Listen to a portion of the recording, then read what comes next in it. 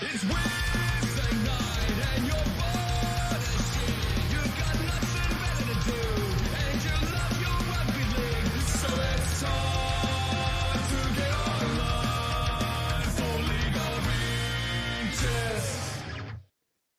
Welcome back to the League of Inches podcast. And goodness me, don't we have a show lined up for you guys tonight? Thank you for tuning in. Sorry about the delay. Apparently, I don't know anything about time zones and differences, and thought Adelaide was on the same as the rest of the East Coast, and apparently they're not. So news to me. I was just chilling back, getting ready to do a few things, but then the Martin brothers, who are halfway across the world, were able to let me know what the time was, and not even in the country. So let's cross straight over there. Adam and Mika are live in Fiji. This is commitment, so we deserve all the comments and stuff tonight because this is commitment. Martin brothers, come in from Fiji. Give us a live weather report and just what you've been up to. Talking to you. Yeah, sorry about the delay. It takes a long time to travel across the sea. No, the weather's amazing. It's been like 29 degrees every day. There's been about 1,800 cocktails each day, as you can tell by my voice. A lot of sun, a lot of swimming, a lot of family time, a lot of NRL scouting for Sivo's replacement. Haven't come up with a winner yet, but we're getting there. We've got footy training tomorrow. Yeah, good times.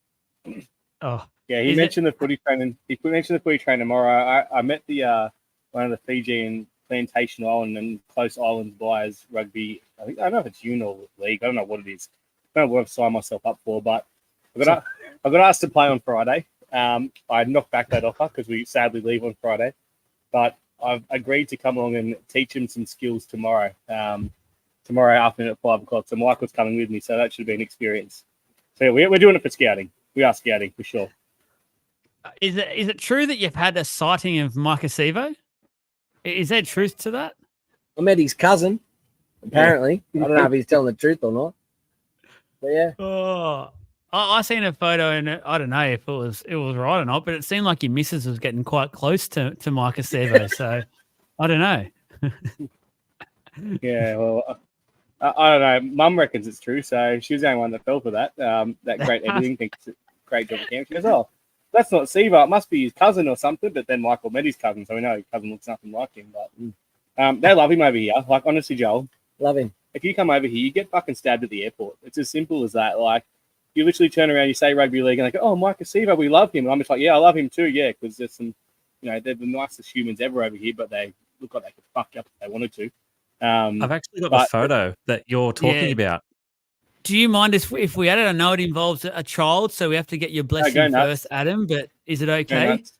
Be impressed in this photo as well that I've actually kept this child not sunburnt for 6 days now. I've actually had him eating sunscreen for breakfast, lunch, and dinner, but we've done it 2 days ago, and he's flying well. Yes, my mother thought that was real. Sivo, for some reason, acting like behind him.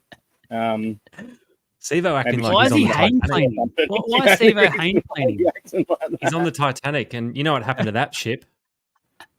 It's so. Well, It's Sivo's about to jump off a sinking ship, so maybe that's why he's got his hands like that. He might be the smart one. There is some things I've been told that you're going to queue for. We've got him in the background, so whenever you're ready for him to be queued, let me know. As I announced on the post, I'm in Adelaide tonight as well, but we're getting you this Wednesday night live show. It is our bread and butter show. We make sure we get this to you guys each week. So look, Jezzy's holding the fort. He's in his homeland where he records, unlike the rest of us. Jez, how's things for you? Mate, it's school holidays, so life is good. Life is real good. Couldn't make my way over to Fiji though with the Martins. Unfortunately, I did get a late invite from Susan, which was lovely, but the wife still has to work, so I've got to stay here and look after Otis. I tell you what, that would have been a trip and a half. Then, if you're there, you're there, Sivo's there. All you need, Sammy there, and it's just Sivo's cousin. me. Lots of them. Adam Um, taking local boys Michael's under his actually- wing to scout Michael them for forgot to future do reference. He forgot to do something. He's actually got a Fiji hack for anyone traveling to Fiji. Saved him a lot of Fijian dollars, and he's going to do a live on air. You're going to show him your hack because this isn't a virgin. What is it? Pina colada that you've got me, which I don't like, by the way. He got me the wrong drink. He had to run a comment. I couldn't remember what drink to get, but this is his hack. So what you do is, I'll explain as he does it. You take the Fiji water, you pour it into the glass, All of it. Let me push it. Yep. and then you fill it A with lot of water. slushy or pina colada or Coke.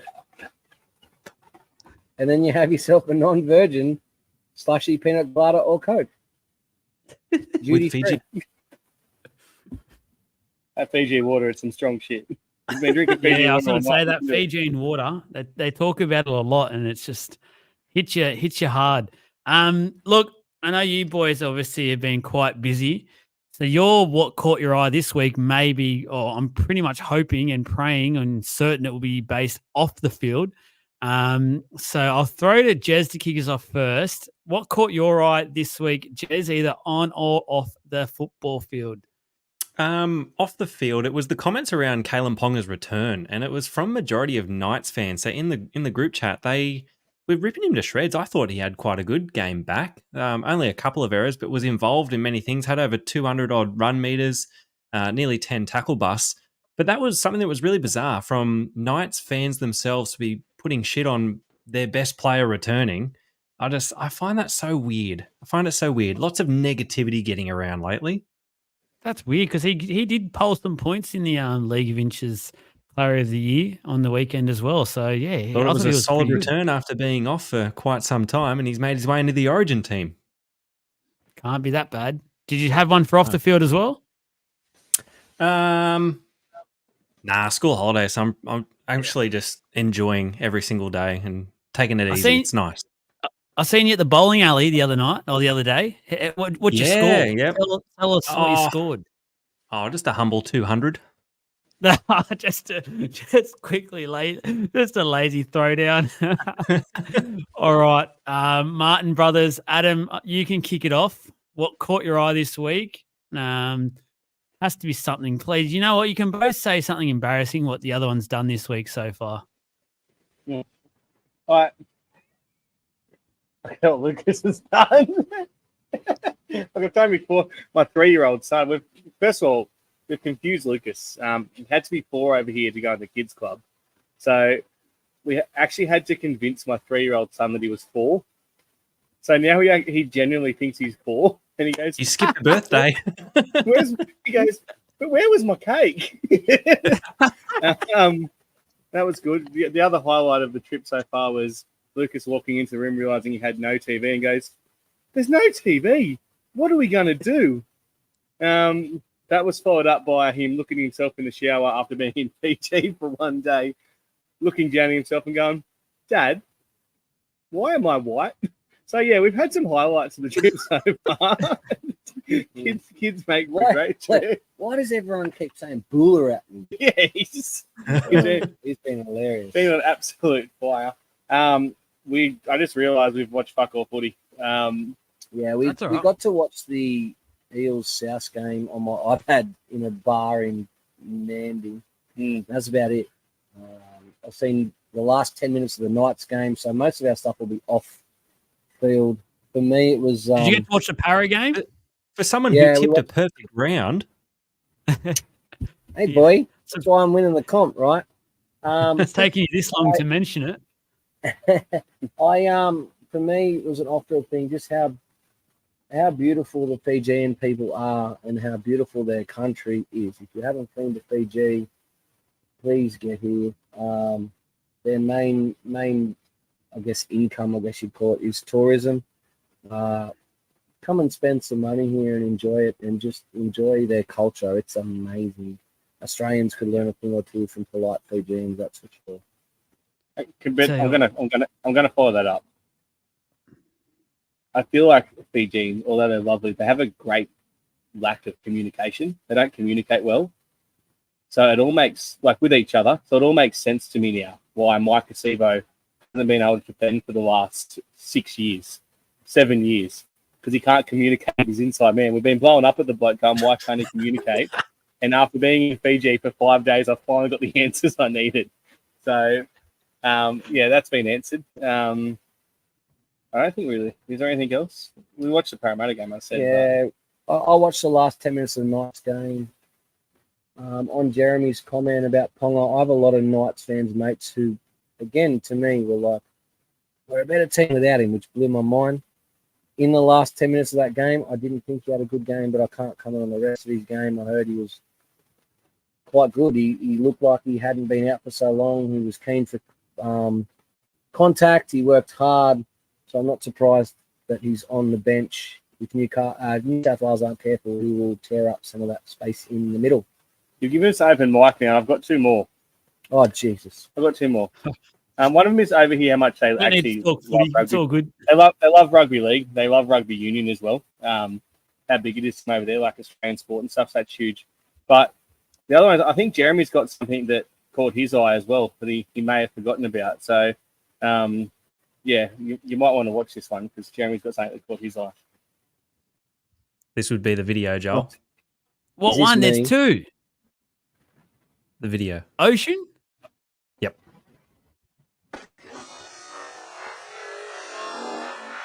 Oh, Super slow-mo as well. For the it's loyal this listener, ridiculous slow-mo. it's a shirtless Micah Martin jumping off what seems to be a pier into some beautiful blue water. The video doesn't do it justice. That was about 2 stories high. That's You know how we were talking impressive. about Titanics before and jumping off a sinking ship? That was That was live Micah footage Martin of putting his jerseys in the back of the closet. That's what that represented. There's also him, wasn't it him doing his best Mitchell Moses impersonation? The old diving. The paradive. Very good. Very good. that was All right, good. bye. Are you done now, Martin Brothers? For what Yep. caught your eye, at least. Yeah, I'm done.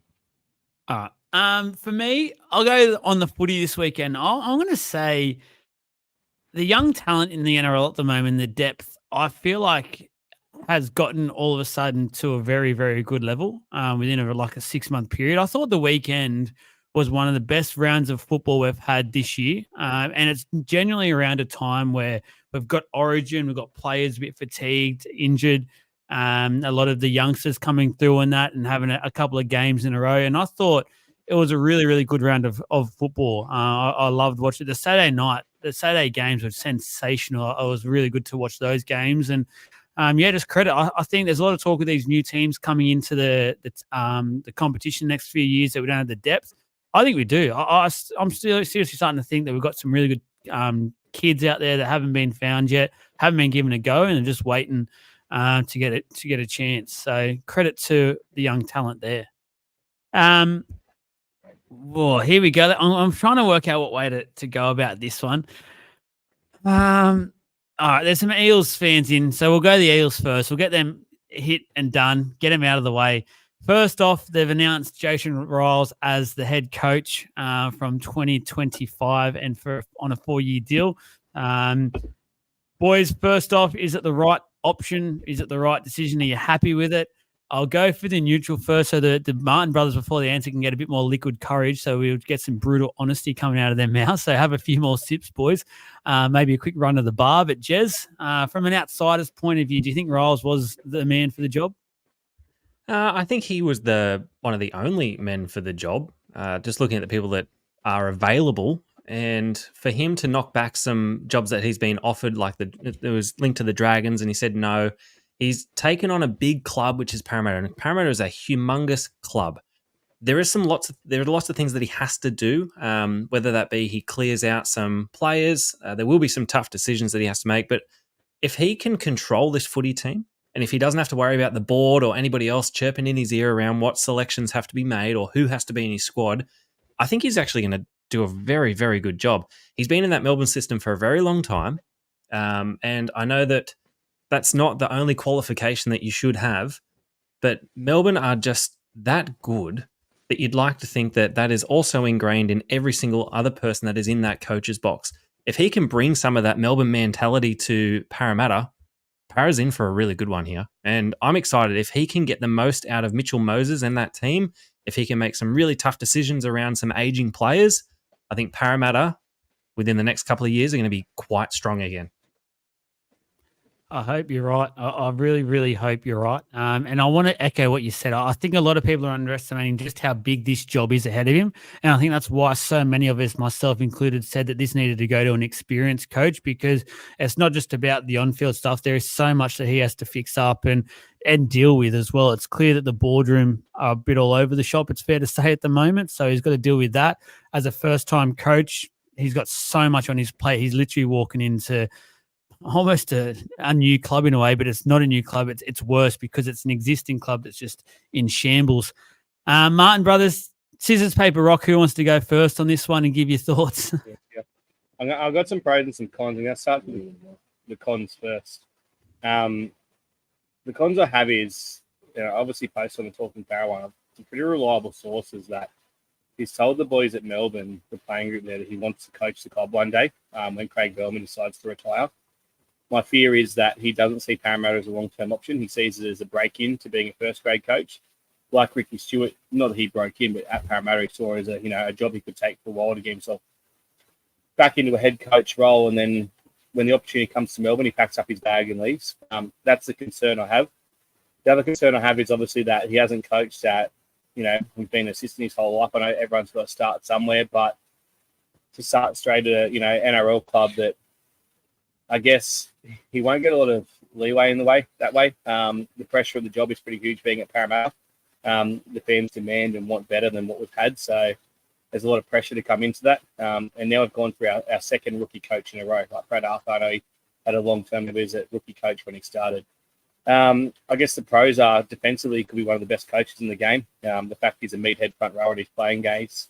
He isn't going to come in and be a halfback and actually, teach the half step. I think he needs, I know he's got his assistant lines up there, but he's got to have someone in to obviously do that. I think Trent Barrett could stick around potentially. I know he's pissed the club off a bit with the way he tried to push his name to the media and get the players to. But I like that he hasn't been afraid to make the hard calls with the playing group, drop players, kind of turn around and give some young kids a go as well. So if he sticks around as an assistant maybe, or just as a halves coach, like an advisor role to help out Mitch and Dylan's the one that needs help in that regard. So yeah, there's some positives, but it's a wait and see thing. He's got to not be afraid to make the hard calls and start signing some players, bring some players with him, and move some of the old wasted talent ones on. That rumor you mentioned at the start in regards to the Melbourne stuff is pretty eye-opening in a way, especially, as I said, coming into a role that is going to need him literally so much of his time. He's going to be so hands-on with this role. Benji talks about not wanting to be a full-time coach in the way he wants to start after 6 and stuff. Roles is dead set going to have to be 24/7 the first 18 months or so for this one. Mika, give us your general thoughts first before there's a question I want to ask. Is that a loaded question? No, it's not. I think out of the candidates that were left, he had to be the one. I've seen a lot of to and fro about it since he was announced. One of the most interesting things I think I've had so much to drink today, Harry. He's had more than me, if you can't tell. One of the most interesting things I've seen was that when it was announced that the players were like quiet and a bit shitty. I think that's good. I'm sick of coaches who are friends with our players. I want a coach who will make the hard calls and do the right thing for the club.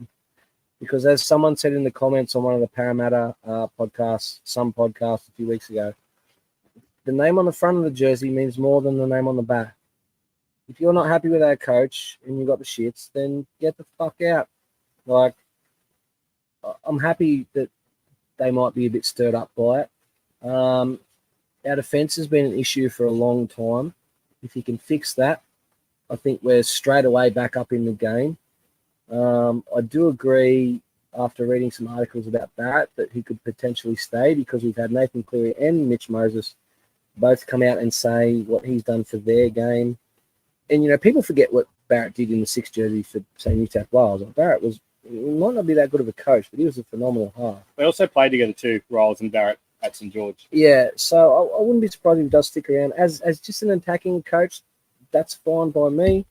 I think Barrett's learned a lot in his time as well. The way he speaks in press conferences lately is a lot better than Brad Arthur ever spoke in press conferences, if you ask me. I think it was the right decision out of what was left. After Bennett, I think it was right. I know I talked about a rookie coach. Bellamy was a rookie coach. Bennett was a rookie coach. Who's the coach at Roosters? Robinson? Yeah. He's a rookie coach. Like, Rookie coach Yeah. one day. You don't really go through all 6, 7, 8 of them. Same. What did I say in the group the other day when Joel was Adam banging on? O'Brien. Yeah, every big band was once a local band until someone gave him a chance. Like, I think it's a good decision. They've signed him up for 4 years. They've thrown all the eggs in the basket, and I think it's right. I think we'll see good things, hopefully. Michael was once a rookie drinker, and look at him now. Yeah, I've got He one sounds more like still a rookie drinker. if you'd see what I've drank today, you wouldn't be saying that. thing. He's been drinking since about we went on the Cloud9 boat. Lunchtime. Yeah, it's been 12 hours now. You can tell the one with the 13-year-old and 11-year-old kid and the one with the 4-year-old kid, because I've still got a parent. He kind of doesn't have to anymore. They look after themselves.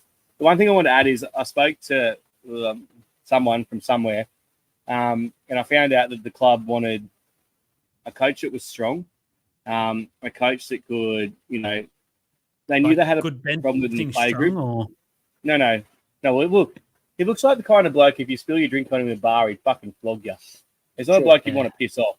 Like he looks like a taker, and he looks like he could be like Homer Simpson in the boxing ring and take 15 punches to the head and not feel it. But like they wanted someone, they knew the playing group had a bit of an issue and liked to control things. Like the playing group were the ones that went out and supported Trent Barrett, which I know they were filthy with, but they've turned around now and they've got that coach they feel can actually do that job and get some of the, I guess, personalities and what's that word I'm after, like when they up themselves in a way.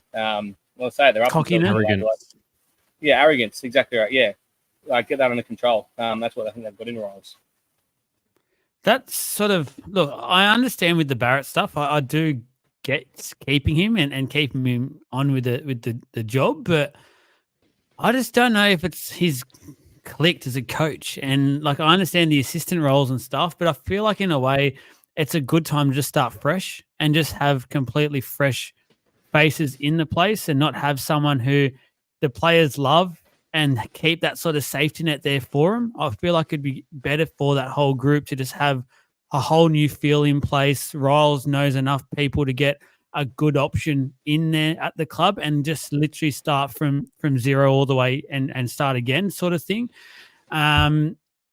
I do agree. It's been great to see him make some changes the last few weeks. It sort of had his hand forced with some injuries as well.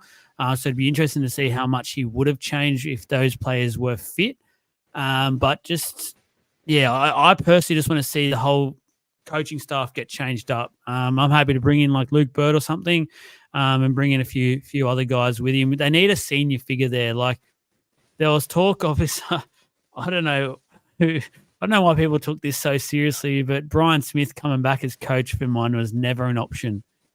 I wouldn't be opposed to him coming back in the club at some aspects of things. Maybe people have mentioned before the O'Neill sort of role or like a Gus Gould, head of football.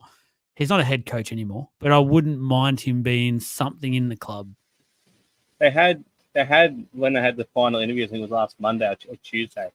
I can't even remember what day it is over here anymore. I'm in holiday mode, but the day after, and that rumor came out with Brian Smith. They were seeing him and Josh Henne were actually seen together. The rumor was going to be Henne was going to be coach, Brian kind of coaching director role. Unless they're looking to move someone else on the club, like a Mark O'Neill or something like that, and put Brian Smith in that role. I think his coaching days are long behind him, but the fact he was hanging around the club, like I said, it's been a fucking mess. There's no doubt about that. It's been a very long, drawn-out process, but I think they made their mind up. I think they went to those final interview stuff, and the fact that Brian Smith or Henne was seen floating around is, you think it was a possibility that could have gone that way as well. What's hard is everyone bags out your club when everything gets leaked to the press. But like Parramatta just did 2 things in the space of 6 months without the press knowing fuck all about it. Yet that gets bagged out as well. So you can't win as a club. Yeah, but fans didn't know either. Yeah, well, The members deserve to know what's going on in the fans. yeah, but if the members know the press, like it's messy. It's hard. You can't. It's a balance. I get it. Yeah, you know, so. Adam, it is breaking news, and people are commenting about it in the comments that 25 minutes ago, what's his name? Brad Arthur was announced Leeds Rhinos coach. Yeah, what's that fella? That was a few. That's a few Your days old. Leeds Rhinos, Adam. I know. I'm a lucky me. I get more. You can't get chances. rid of him. Well, he's only signed on for 14 weeks. He's only signed on for the rest of the year. So, Brad, yeah, I guess 14 weeks for him not giving juniors a go. It's as simple as that. Come on, say it. Do it. Say it. Say what you want to say. He's off to the Super League. I knew he was going to Super League, but I've got some more breaking news for you. And I'll report this now. Probably that way from you, right? It's fucking like. Yeah, I don't know where it is. Some more breaking news. Oh, hey Benji. I'll get my compass out. See you, Benji. Sorry, Benji just popped in the Fiji again. We're saying hello to him. You know, he's back to train on Friday, guys. Don't worry. So what I've been told, obviously the rumour's going around about Perth, but what I've been told of someone sliding into my DMs, this happens quite a bit. There's a fair chance Brad will end up at Manly next year. That's why he's only signed the 14 weeks. So Seabold isn't up for review until October, and they won't meet with him until October. Looks like they're trying to get Brad there at Manly from next year. We all know he's got a soft spot for Manly. He's obviously gone every time Parramatta kind of show him the door. He's like that, ex-girlfriend he can rely on to go get back with, and that's where Brad will end up with Manly. So it looks like he's going. No, not me. No, he's going to. He's going to. Oh, no, he's going to. No, not that. No, I haven't done that. He's going to pop back there, and he's going to. Yeah, that's where he's going to go. Obviously, there was girlfriends before her. That's what I was. Oh, this is the best episode we'll ever record. So, you guys watching, share this video out because Adam needs to locate his mute needs button. to go sitting viral. next to his brother. Live. He needs to locate his mute button sitting next to his heavily intoxicated brother. And I'm sorry, I called this brother on the show, right? once the news got announced he was sacked. I knew he'd end up at Manly. Seabold, I don't think Manly are very happy with Anthony Seabold at the moment, and I can't blame him. They shouldn't have signed him to start with. This goes into another part of the question about Blaise Talangi still up on the open market as we speak. Not too sure where this is going at the moment. Jez, do you reckon they can keep him? If they can't, or if they can keep him, first of all, where will they play him next year? If they can't keep him, where will he be going?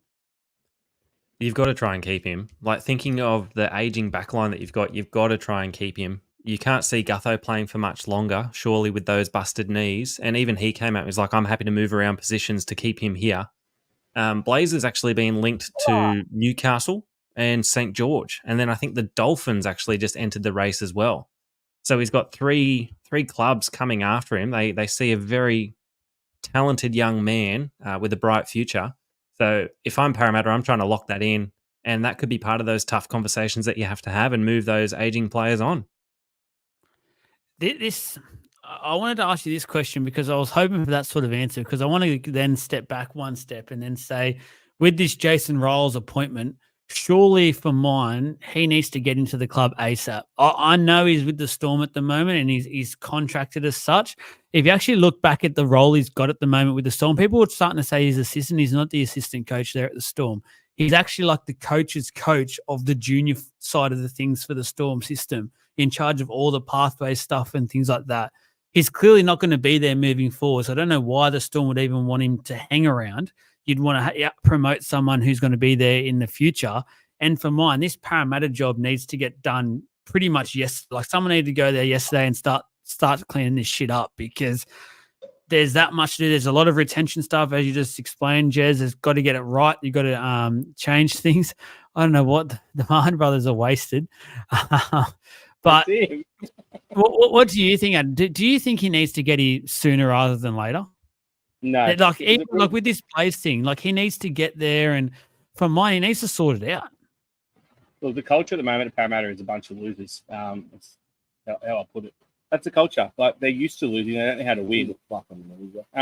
But he comes in now, and for the final 8 weeks where they've got injuries and a pretty tough run, it can affect the preseason because the players can kind of be off him straight away because, they're in that negative mindset. They've kind of got nothing to play for. Yes, they're trying to avoid a spoon, but still getting paid. They don't really care about that. So if he comes in November when they start preseason and gets his systems into place straight away, obviously he can still be making some calls in the background like Wayne Bennett's doing at South Sydney right now. That's why Souths are on a run.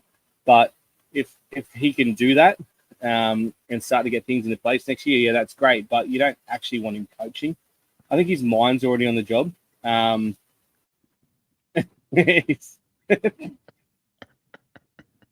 you read that? Yeah. Yeah. Just to clarify, I've had about 5 drinks all day. I am perfectly fine.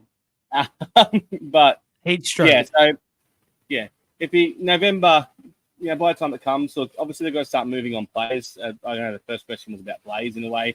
Blaze has been offered $425,000 a year. Fucking sick name. I'd want him at my team. Sure. Blaze. If I had a son, his name would be Blaze. That's such a cool name. But you're not getting a son. I can go into that much. How many have you had today, Mika? Like, It's if you had $100 to count it up, how many have you had? Because I don't know if we should have you on air or not. We might get sued. You want to give your doctorate? Gave you the snipper. Yeah. A bit of a plug. Dr. Chong at Charlestown. $100. Done. Carry on. Anyway, $425,000 a year for someone that's played eight first grade games now. Still doesn't know his position. Obviously, they've got to find a way to get him there and work out his position. But that's crazy money. He's not really. I wouldn't say it's proven because we haven't seen the best of him yet. But yeah, I don't think it's that crazy money. You're playing on potential. Newcastle paid Ponga $1 million for potential. I think Blaze could. Yeah, but it took him 4 years to pay him back for that $1 million. Yeah, but I mean, we're not offering him $1 million. We're offering him 400. He's clearly our next fullback. You saw how our attack looked the game that he played at fullback. I think he'll be there. I think he's always going to have been there. He's just been waiting to see who the new coach is. I think Riles, because that was the original question was about. He won't be coaching from here on out, but he will have 100% spoke to the club and Barrett and the players about who I want where. Like, I think it's no coincidence that you see, like, yeah, they've had injuries, but, Dory's now at second row and Blazer's now moved to centre. And Gutho said something in an interview where he's saying, like, I'll share the role if I need to. Like, Riles will 100% be saying, this is what I have in mind, at least in regards to positional players. I'll give it a month max, and I reckon you'll see the article that Blazers re-signed. You heard it here first. Nice highlight. He's copping some stink there for how drunk he is. I think there's about 24 people online at the moment. If 20 out of 24 people comment and say, do it, Michael's going to go jump in the pool behind us at the end of the podcast. Right? And there's 30 plus because you include some YouTube stuff. But let's say 20 comments of do it, and at the end, Mika goes into the pool. There's no one around. You'll be fine. So make sure you guys share it and stuff as well. Encourage people to get on and basically click do it. I'll star it. Make sure we get up to that 20. One. Keep getting them in. Let's move on from away. Parramatta. Let's move on. Yeah, we're moving away. I want to bring up something that will happen possibly if Mika jumps in that pool, and that's the fact that we've seen the other day that a Penrith Panthers player basically can't swim. He had to get saved. Jerome LOI, he clearly can't surf, can't swim, had to get pulled in, and it's made me think, what can't we do? What is there something that you can't do that you want to admit to and just say, you know what, I'm actually really shit at this. I can't do it to save my life. Yeah. This motherfucker can't write with a pen properly. You should see him hold it. Yeah, that's it. Yeah, that's it, Jeremy. Yes. We've been over here for a week. Every night we go to bed and my missus cracks herself. She goes, did you see Adam sign that fucking order slip for our meals and like. Mate, It's sitting got to next to mention him that in she goes- English and maths, going, "What are you She goes- doing?" It's not to mention she goes to bed disappointed every night. But you didn't highlight that part. Loved it. Happily married for. I don't even know how long anymore. Oh, God. 16 years. Keep the Joel, good what was the comments original question? Sorry, I think it just that's what he highlights can't that do. Can't Penrith write with a pen. Beach, Penrith can't Beach use just a ain't it. screwdriver. There's no waves. It's a lake, and I think the boy from Penrith proved that Penrith Beach is just not it. But to go on things that I can't do, skateboarding. I can't do it. I can ride it, but I can't do an ollie. I can't do any tricks. Skateboarding, I've just You never do a been kick able to flip? do. I just said I can't do tricks. You can't ride a skateboard. How the Oh. fuck can you do tricks? I thought you'd have nailed that, Jez. He's No, good at I can everything else. surf, can't Everyone skateboard. else supported that. You know what? This might Um, become something that comes into the show moving forward. We might have to do like challenges on air. Like there's a chili one. We'll do a chili one. I'll tell you right now, guys. We'll get something happening over the next Mate, we're couple not of the weeks. footy We'll get show. a chili. The Footy Show Best of Well, DVD. I can't eat chili. Oh, My brother pussy. can't talk sense at the moment. Other things I can't do. There's lots of things I can't do. You got anything I can't do? It'd be funny if you say it. I can't sustain a marriage. I can't. You can't duck a rifle I can't. from a female. Oh, I'm just going to count the do-its quickly while you just come up with something for Adam Mika. Oh, you said no. What you can't do. He can't, Can't build get through a bed. whole season without getting Every injured. room's House, I've got to go build all this fucking I can build furniture a bed. for I him. can flat pack. I just can't do. I can't He do. can't work out the Allen keys. He's got 25 mil Allen keys in his house. 5 mil Allen key does every bit of furniture you've got in a modern fucking 4-bedroom house. He still can't build his furniture. I've got to go and do it. I can't do handyman work. Is what he's saying. I haven't got my man card. Gumby. I'm He's a Gumby. an office worker. I can do men work where it matters. And that's I in don't the think bed. he's even an office worker because can you imagine him using a keyboard? He couldn't even type properly. It's just one finger. Goodness me. Sorry. All right, guys, keep the do Dumb. it comments coming because we're up to 11. So we need about 9 Do more. it. So if you haven't done one yet, comment do it in the comments, please. Share it around. He said- Mika will he said jump in the 15 pool. He said 15, didn't you? 15? Oh, yeah, sorry, 15. So 4 more. 4 more do it's. And he'll be jumping in the pool at the end of this podcast. There's another one. So 3 more. We'll do a live countdown. Oh, 2 more. This is fantastic stuff. Oh, 1 more. Someone give us what we want. There we go. It's all locked in. He will be doing a jump in the pool at the end of this podcast. So in about 20 minutes' time, Mika will be a drowned rat. Let's talk a bit about the Origin game coming up. We'll obviously do our show afterwards. It's either going to be 4 depressed dudes at the end of 80 minutes, or it's going to be 4 dudes that are like high on life, probably having a few drinks, celebrating a series that the Blues have just come back from a smashing first game into this one. The dudes are still coming. He's doing it, guys. Don't worry. It's happening. Just keep them coming. Ashley Klein, he's ref the first 2. There's been some criticism of his refereeing, not just at Origin level, but I think this year in the NRL. I don't think he's been the standout at all. Adam G, he refereed last year's grand final, which most people put down as one of the best officiated grand finals that we can remember. He did a really, really good job, I thought, for that. And for some reason, he just can't get a look in this year at the Origin series. I think he's pretty hard done by. If it was up to me, it would have been Adam G. Jez, I know you wanted to bring this one up, so you probably got a few talking points around this one, but take it where you want. 4 depressed blokes. New name for your band, by the way. That's a good one. I won't be depressed because I'll be coming from you live. I'll be doing what the Martins are doing. It won't be from Fiji, but it'll be from mid-country Central Coast. I'm on a farm, staying in an Airbnb, and I'll be coming to you live from the campfire. So that'll be Watch fun. out for the meth. Not that type of farm. Ashley Klein. I was having a look at his stats. He has done 16 Origin games. 16 Origin games in his career.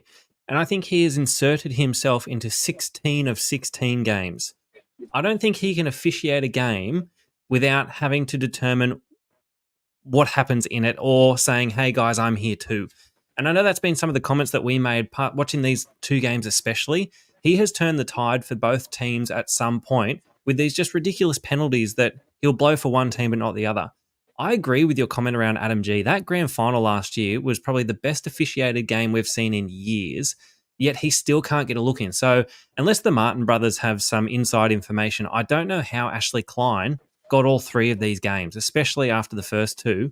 I'm not one to sit here and bash referees. You know, that's not what I'm about. But I was just, I don't know, I'm sick of seeing him getting the spectacle that is, for our game, Origin. Yeah, keep the questions coming, guys, as well. I am starring some of these questions that we will get to when we're off a bit topic and a bit later on in the show before Mika's jump in the pool. But Adam, have you gone to one of your sources this week about the Ashley Klein appointment? Very simple answer that Jeremy Stay keeps getting. He's given Graham Ansley the old hop tour, but there's got to be something going on. There has to be something going on. Like I said, Adam G. Look, only reason Adam G. got that grand final was because Klein fucked up in one of the semis. It's as simple as that.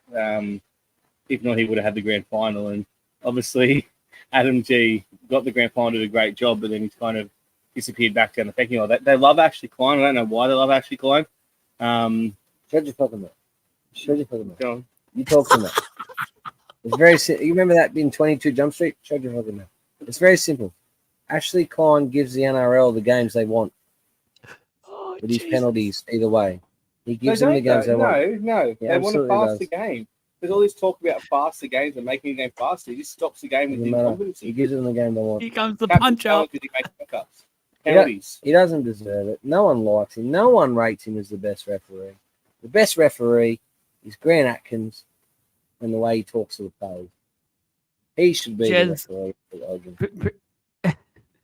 Although he did get that fingers thing wrong that time. I get that. That's Henry Perinara. He's been Oh, was that Perinara, was it? Yeah.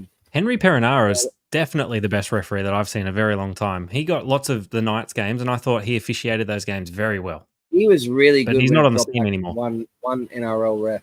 I reckon he was the only one that handled the drop back to the one ref. It's funny you mentioned that. Ashley Klein.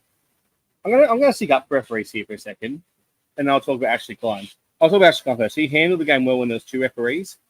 We keep bringing too many rules into the game, and that's why the modern referees are struggling.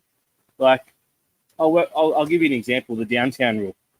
And they did the downtown rule. It lasted 3 weeks, if that. That means one referee, because you touch his or incompetent. I don't know what the fuck they're watching. They're just to look good, but with the kick, you've got to watch the kicker, the offside. You've got to watch the downtown rule. You've got to watch the late contact on the kicker. There's And then you got to see where the ball lands. There is one thing they have to watch, though. Like 5 things they have to watch. So that's why they got rid of the downtown rule. So I feel sorry for the refs.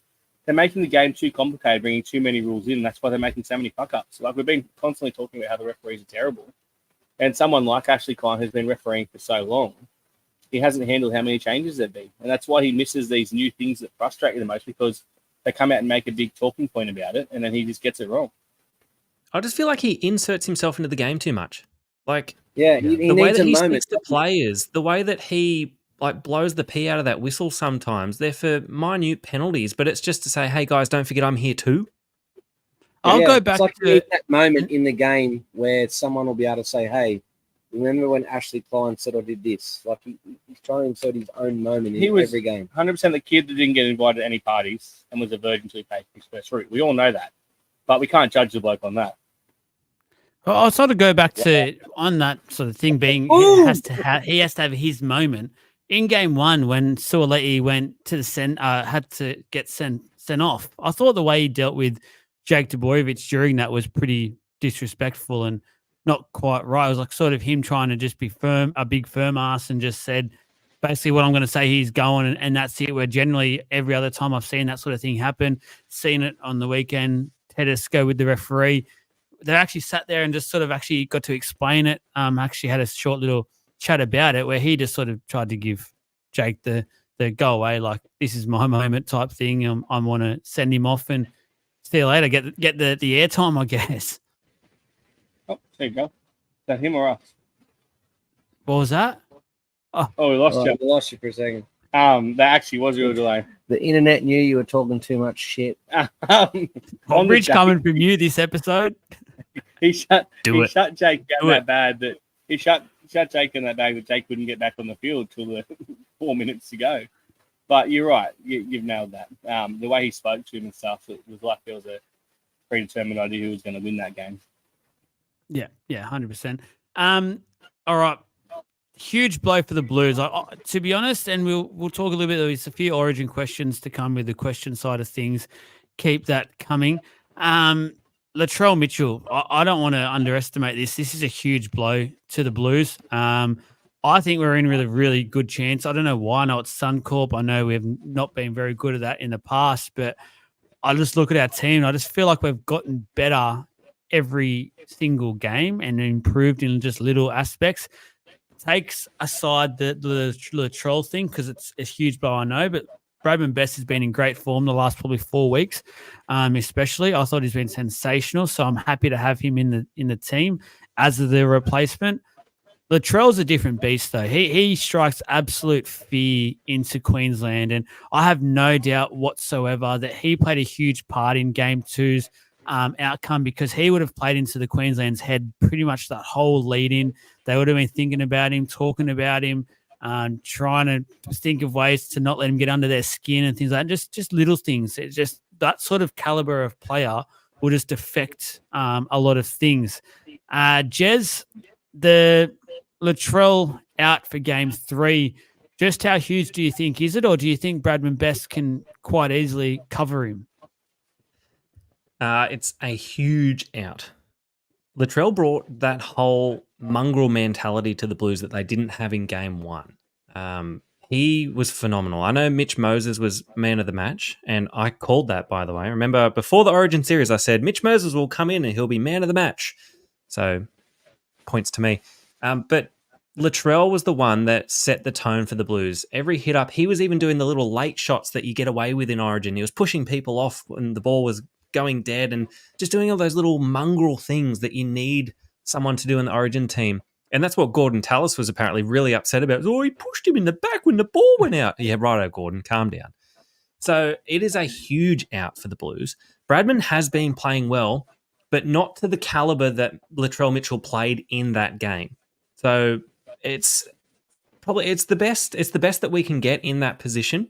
Bradman, he deserves it. He has been playing good footy and he can turn it up another level when he goes to Origin. But I think Latrell Mitchell not being there it's a huge admission for the Blues. Mika, I'll go to you first this time. You can spit out whatever you want to spit out, and then I'll ask Adam a question. So your thoughts on Latrell blow? Massive out. I think you look at Origin too, like there's massive aura around Latrell and what he could or can't do and how he was in their heads. Just the fact that they were thinking about him gave the other players on the ground space, right? Because everyone's focused on Latrell. You talk about the niggle he did after kicks and catches and whatever. I think Mitch Barnett's been brought in for that. I think he's the one who's going to give him that bit of toughness, especially off the bench when everyone's a bit more tired. Huge out. I wasn't surprised they picked Best.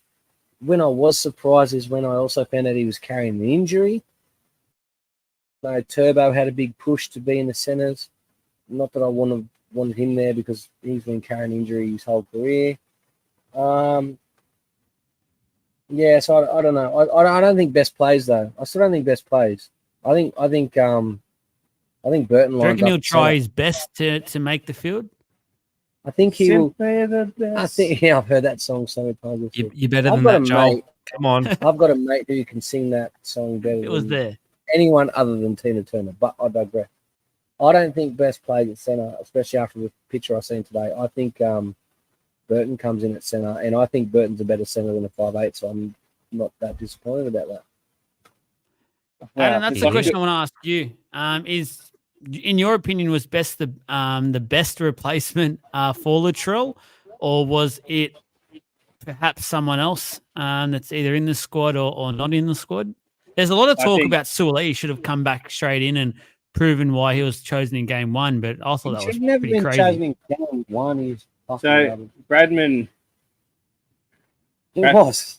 It's rubbish. we didn't do anything besides take someone's head off. How can you Yeah, say he it was still wouldn't have done anything. I've got to go piss over that. rubbish? So We've had a live walk-off. we're going to piss. So Bradman, fuck, I can't concentrate with him. So I'll be able to have someone else come join me, I think. Bradman Best was obviously his origin game. Marcus Was, Evo. he played. Come say hello. Come say. Yeah, no, that light's fine. It's all good. We're just doing a live Facebook thing. See, look, just pop in, pop your head down. So, who's your favorite rugby league player? Okay. Who's your favorite rugby league player? Bula. Excuse me, can I ask you a question? Yeah, Can you do a live jump in the pool for us, please? Oh, yeah, okay, sure. All right. So, Get you later, mate. Bradman, yeah, everything's good. Thanks. So, Bulla. Bradman Best has been playing great footy, and he played good in Origin. Is he the big game player that New South Wales? I don't think he is. I don't think he's proven that. And look, he could be given the opportunity. I personally would have bought in Turbo. I know he's had one game back, and I haven't seen the game. I don't know how he played, but the fact that Manly played him at, left centre or right centre, or whatever, they're obviously making a play for him to be in that team, knowing Latrell was going to potentially be out.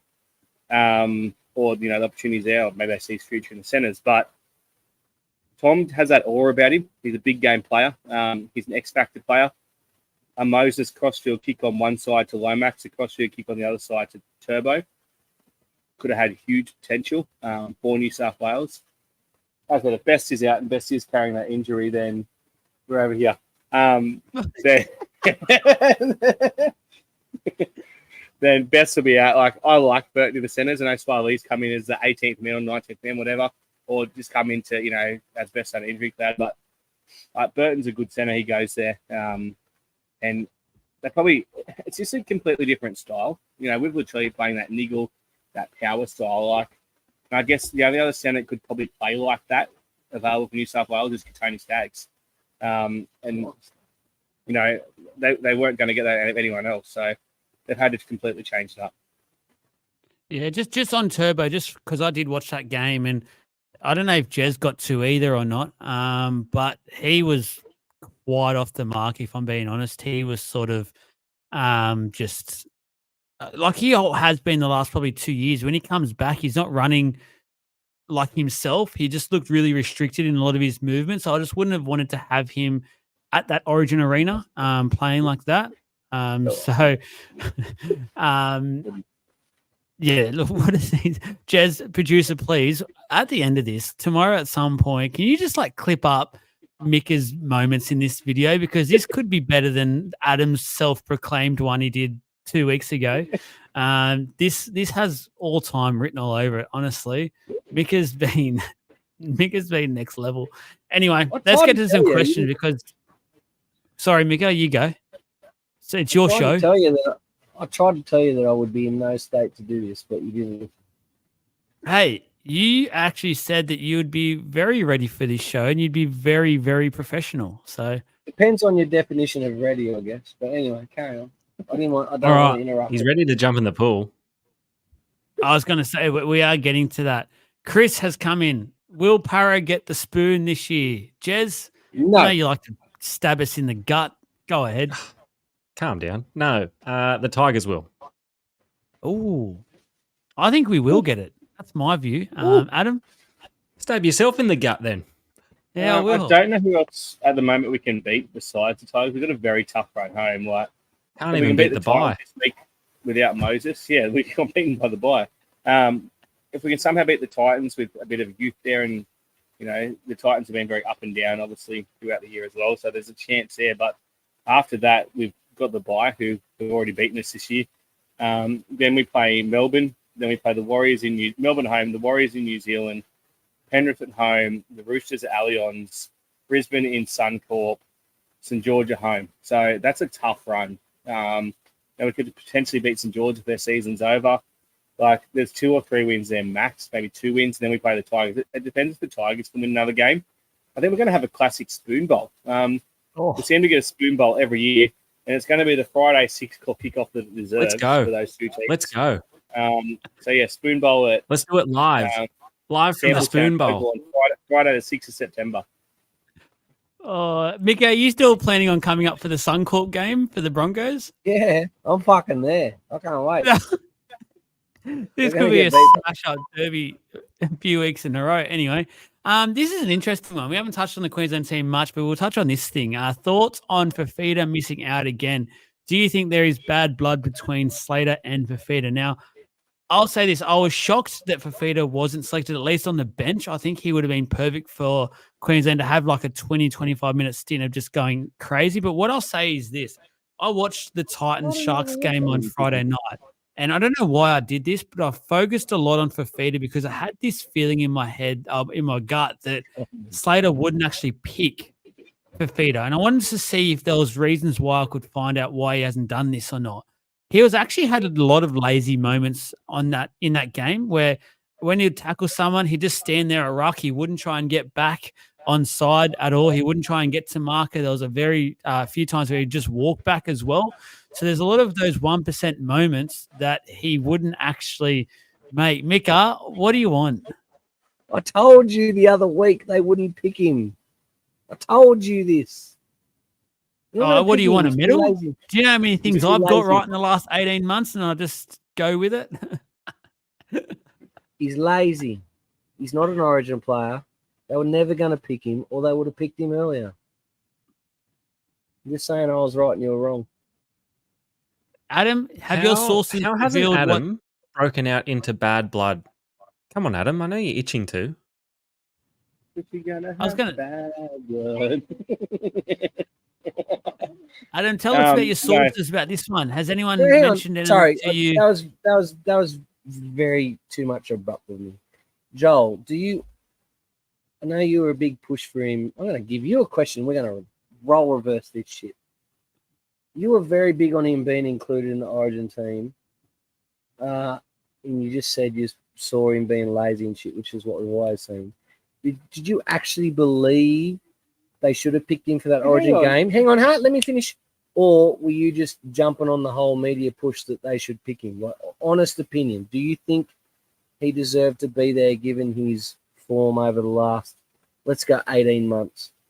I honestly thought they needed an explosive forward off the bench. I think their bench is quite weak when you compare it to the New South Wales bench. I think we absolutely monster them when it comes to bench and impact off the bench.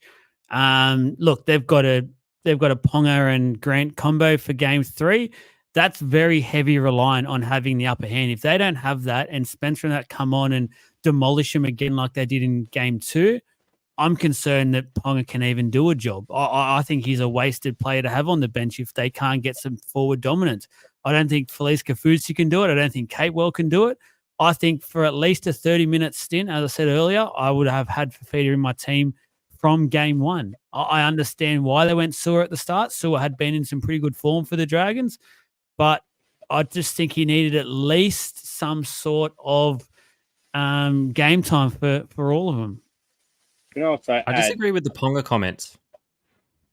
We'll get to Ponga. We're going to get to Ponga because there's a whole conversation there. He's sitting here and he's saying that Fafita's lazy. Have right of way. Yeah. Yeah. Hang on. We outvote you on a screen. Two votes. Good one. I'm outnumbered. I'll wait. He sat here and said Fafita's lazy, and you said Fafita's lazy. So did Darren Lockyer. Yeah, I don't give a shit about what Darren Lockyer says. We've all sat here and said how important Latrell is to New South Wales, yet we constantly call him lazy. I don't call him lazy. You do so call him lazy. No, I don't. You do so. I've never called him lazy. But he is. He's a lazy player. But you don't have to be an 80-minute player to have an impact in Origin. Like Fafita can play. Not again. Fafita can play 30 minutes. And have an impact on the game, as Joel said. In that 30 minutes, he's going to miss 18 tackles. We're New South Wales for. What the fuck's that matter? No, it doesn't for us, but we're not picking the Queensland team. Can we talk about Kalen Ponga quickly because I'm Hold on. personally- Before you do, I'm going to let Jez start on Ponga, and you can have a right of reply. Jez deserves to start with Ponga. I just wanted to kind of write a reply to your comments around that you think that he might be wasted. Kalen Ponga creates things from nothing, and it doesn't matter who's standing in front of him. He breaks the line all the time. He can make people look like they're on ice skates. So it doesn't matter who's coming up in that defensive line. He fires a way through, and he does it every single game, no matter the opposition. So for him to come off the bench, doesn't matter the score. They don't have to be in front. They don't have to have big boppers in front of them busting through. He's good enough to do that himself, and he does it regularly. And he's proved it on the Origin stage as well. So I think Has he Ponga played on the off the bench bench is a before? humongous asset no matter. He played off the bench before. It's that Bill mentioned. Yeah. Yeah, He's Well, they he played did in the Kronk. middle as well. The Kronk did it for years, didn't he? They can't play him. They Yeah. can't play him in the middle anymore. They've seen what happened when he played 5'8" for the Knights, and he becomes a defensive target straight away. But they put him But in he the middle. attacks in it's game over. fullback. He attacks in fullback. You know this. Yeah, but it's defense. It's defense. If they put him in the Yeah, middle if- defensively, they'll Yeah. fucking kill him. I will actually agree with you that if they put him in the line next to Gagai, we've seen what Moses did to Gagai and Ponga next to each other in clubland. Ponga's not a frontline defender, but he's very scary in attack through the middle. And you're right, like he's done it before. Reece It's Walsh just- could defend at 5'8". problem better than Ponga is- could. If Queensland aren't on top, But that's he's a got lot no of game shuffling to play. around at a crucial point of the game. I don't know if you want to be doing Yeah, that. I don't like it. I don't think they had the balls to drop either Ben Hunt or Harry Grant. One of them had to go. They're going to bring Ponga Harry in, play Grant's Ponga at injured, so 40. he might not even be there. Well, there you go. That could be It'd the be option. They Marnie. do. They drop Harry Grant. Ponga's Isn't that essentially how it's pronounced? fuck. You could have told us that 20 minutes ago. We'd had this conversation. One thing I am No, excited about, Reed Marnie's going to come in if he is injured anyway, so they'll Reed still have Marnie's that two not hooker. playing. but they don't need two hookers. Like Ben Hunt, But that's can what play they'll 90 go minutes. for. They're better off bringing a forward and having Ponga there as a 14 because there's I options. agree. Like a I'm sure Fafita? I'm sure Dearden can play hooker. Yeah. Look, we're getting sidetracked. But what I am excited about is to see a potential Kalen Ponga kind of watching, reconnection on the field. They're both listed on the bench. They get on the field at the same time. Sparks could fly again. You get in some Oh, awkward sure. positions when you're making tackles. Well, the good thing is they've got Kurt Capel now starting, so he's very Round the good legs, at plugging Kalen. Round the some legs. glory holes. So he's very good at defending On the leg. those holes. No, So, hip drop. Why are these two still Um, wrestling? They place 50 meters up the field. here we go. If the Blues lose the series, does Madge keep his job? I'd say Yes. yes. I think he's done enough Yes. so far to show that he deserves it. Adam? Yeah. Yeah, you can't really judge game one. He obviously turned around massively in game two.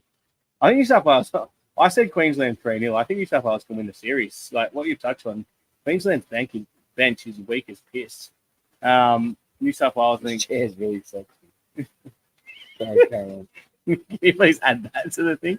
What did you say? I missed it. His chair's really sexy. It's so smooth. Yeah, I'm fucking done. Anyway, yeah. That's, yeah. Oh, he keeps Michael's, his- Michael's drunkenness levels just allows his ADHD to release even further.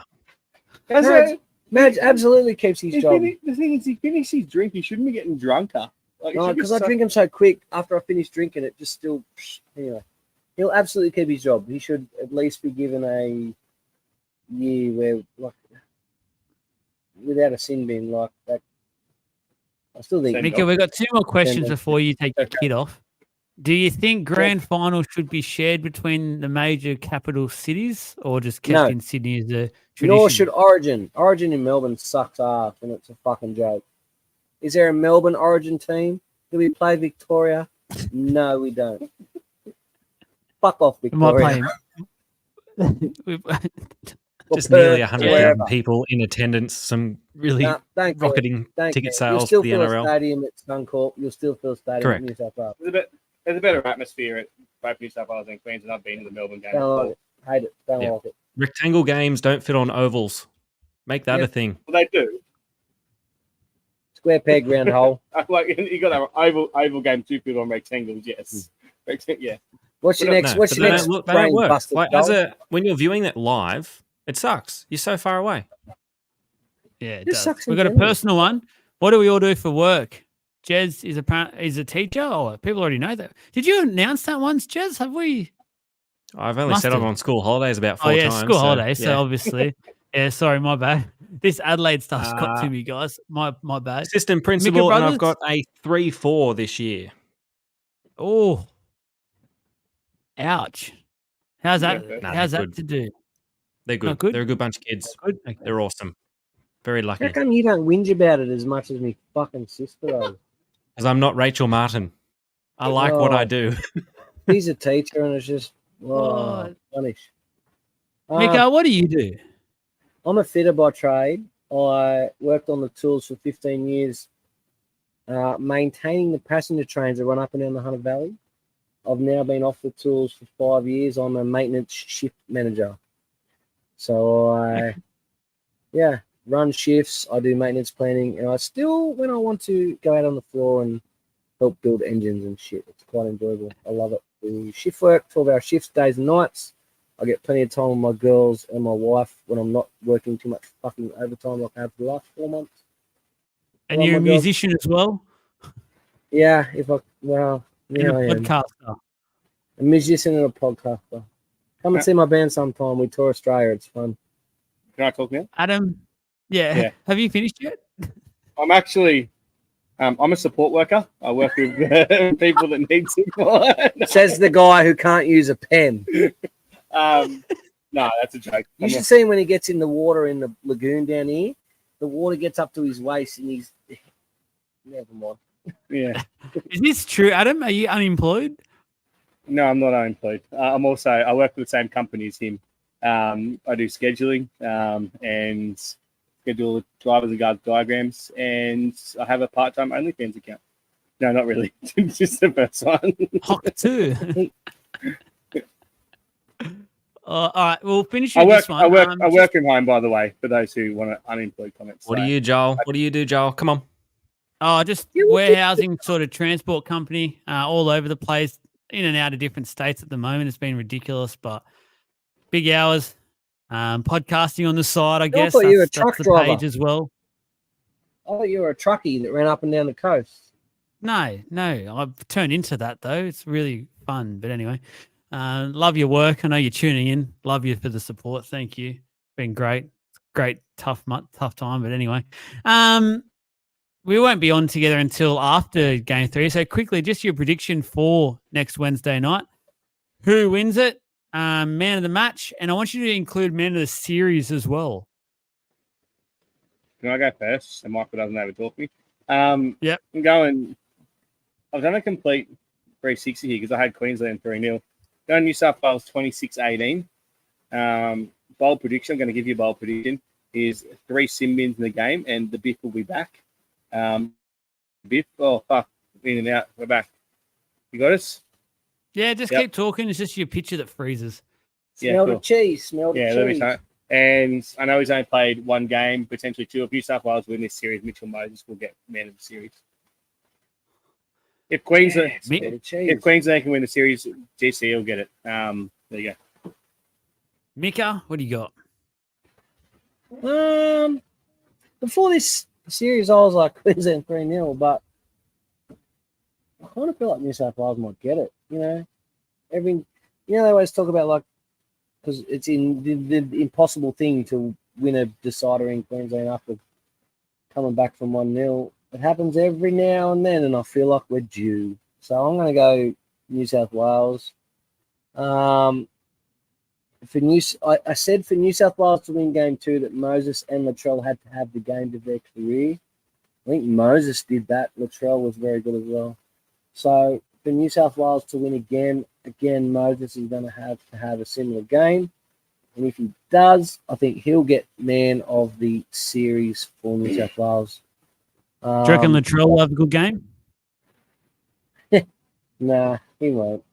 He'll be sitting there stroking his LaFranc injury, which is weird. So many LaFranc injuries. That's another story. I'm very surprised you could say LaFranc. You know why I know that? You know why I know that? Because my missus is a horse person, and a LaFranc injury is traditionally from when you fall off your horse and you get your foot stuck in the stirrups. So there you go. There's your bit of info for the night. But I don't say that as a Pratt fan. I just think as a halfback, like New South Wales to win up there, the halfback's going to have to be on his money. He got man of the match game too. So if New South Wales win up there, he'll get man of the series. Just a quick one for Jake. He's falling asleep because he's over dealing with his brother who's driven him up the wall. It's 11:43 here. 11:49 actually now. I'm so pissed that the bars are closed now. I'm like, what am I going to fucking do for the next 3 hours? Swim. Yeah. It's Jez, give us your predictions because we're about to watch. Can you just bring up that slide and this will show why Mika is currently dribbling because he's been slammed on his head. He's been RKO'd. That's why he's dribbling. Oh, the Viper, Randy Orton. Watch out, watch out, watch out. An RKO And this at may him. also be why he is slurring. Peak male He can't even performance. open his eyes. It's that bad. That was He's having a great That was.